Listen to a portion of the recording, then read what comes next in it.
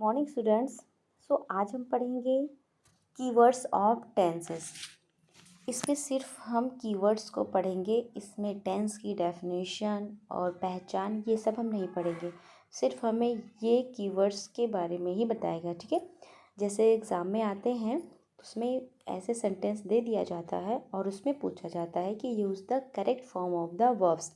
तो उस टाइम पे हमें थोड़ी डिफ़िकल्टी होती है कि कौन सा टेंस है भाई, कैसे क्या यूज़ करना है।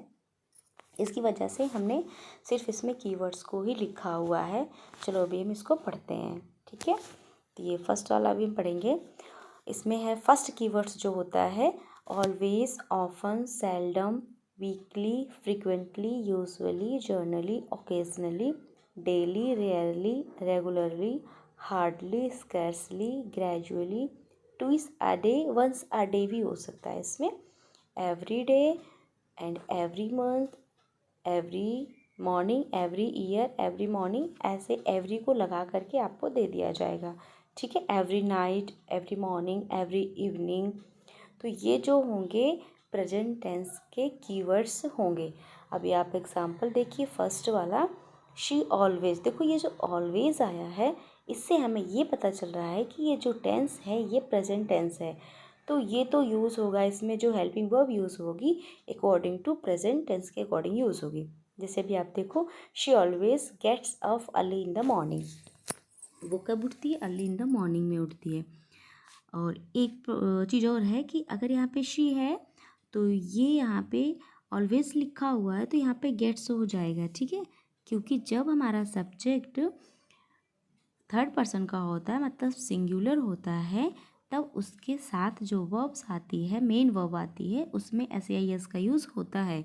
लेकिन अगर हमारा सब्जेक्ट प्लूरल है तो उसके लिए जो वर्ब दी जाएगी आपको ब्रैकेट में ऐसे एग्जामिनर दे देगा, तो उसके लिए आपको यहाँ पे वर्ब की फर्स्ट फॉर्म ही यूज़ करनी है। क्योंकि इस टेंस में थर्ड पर्सन का जो प्रोनाउन होता है, मतलब सिंगुलर नाउन होता है, उसके साथ ही एस ई आई एस का यूज़ होता है, ठीक है। प्लूरल के लिए नहीं होगा। अगर यहाँ पे होता दे ऑलवेज तो यहाँ पे गेट हो जाता, गेट्स नहीं यूज़ होता, ठीक है।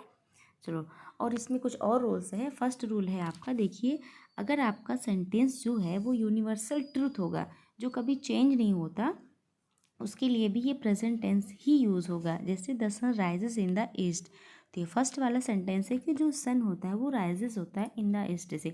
अच्छा, ये क्या चेंज हो सकता है? नहीं। क्या ये कभी वेस्ट से भी हो, नॉर्थ या साउथ से हो सकता है क्या?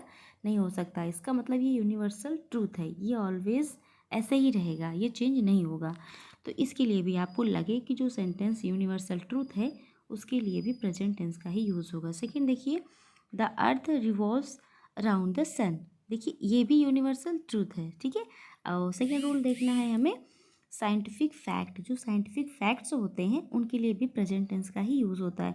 Water boils at 100 degree Celsius. अच्छा, ये ट्रू है, साइंटिफिक ट्रूथ है, ये फैक्ट जो है वो रियल है।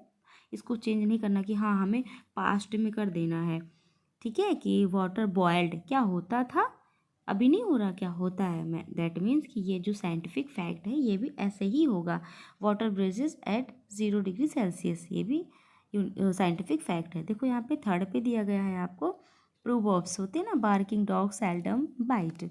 और सेकेंड है 2 and 2 make 4, ठीक है, ये वाला भी है। फोर्थ देखो आप, टीवी और रेडियो कमेंट्रीज़ के लिए भी और न्यूज़पेपर के लिए भी जो हेडलाइंस होती हैं उनके लिए भी प्रेजेंट टेंस का ही यूज़ होगा।